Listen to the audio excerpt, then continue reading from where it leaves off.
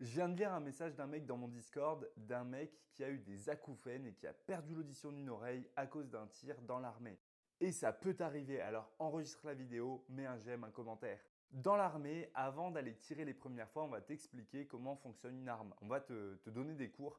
Donc tu vas faire en fait ce qu'on appelle le CATI 1. En gros, t'arrives, il y a un mec qui te fait un cours, c'est bien relou. Non, on va pas se mentir, c'est relou les gars. Bon, j'ai déjà fait ces cours-là aussi. C'est quand même relou même quand tu le fais.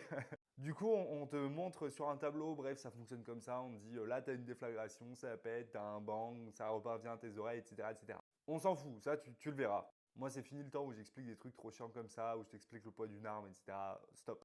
Et là, on va te dire qu'il faut protéger tes oreilles. Bah ouais, c'est normal parce que si tu protèges pas tes oreilles, ça fait bam, violent, genre violent, violent. En gros, tu as le bruit de la culasse, ça passe. Tu as le bruit de l'explosion de la munition, ça passe encore. Mais après, à la sortie du canon, tu vas avoir le bruit du bang supersonique quand la munition passe le mur du son. Parce qu'une munition, ça va entre 3 et 5 fois le mur du son, la vitesse du son. Donc ça fait un gros bang. Et ce bruit-là, il peut vraiment péter tes tympans.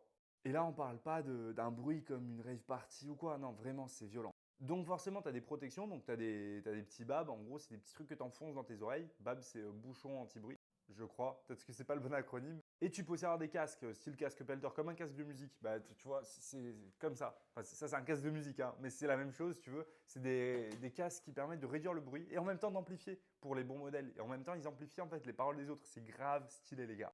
Moi, j'en avais pas, hein, je voulais pas dépenser d'argent pour ça. Donc, j'avais juste mes babs. Et avant chaque tir, je les enfonçais bien, bien. Et je faisais attention à toujours les avoir au bon moment. Mais t'as des mecs qui faisaient pas trop gaffe.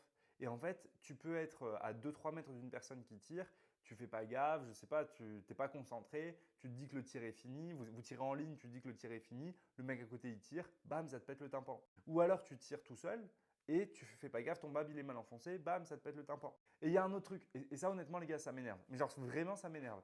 C'est les mecs qui tirent à blanc et qui te disent ouais ça va, on peut tirer à blanc sans bab, on s'en fout. Alors quand c'est que eux qui sont juste cons tout seuls, ça va. Mais quand ils influencent les autres à tirer sans bab, moi, ça m'énerve. Et ça, je l'ai vu plusieurs fois, des mecs qui disent non, mais c'est bon, mets pas tes babs, on tire juste à blanc, on s'en fout. Voire des sous-offres qui disent ça à des militaires du rang. Non, mais les gars, mettez pas vos babs, c'est bon, on tire juste à blanc. Bah non, en fait. Parce que la répétition des petits bruits que tu vas avoir sur un tir à blanc, ça te flingue les oreilles. Et un tir à blanc, juste pour t'expliquer, en gros, tu as ta munition qui n'a pas d'ogive. Donc, il n'y a pas de balle qui part.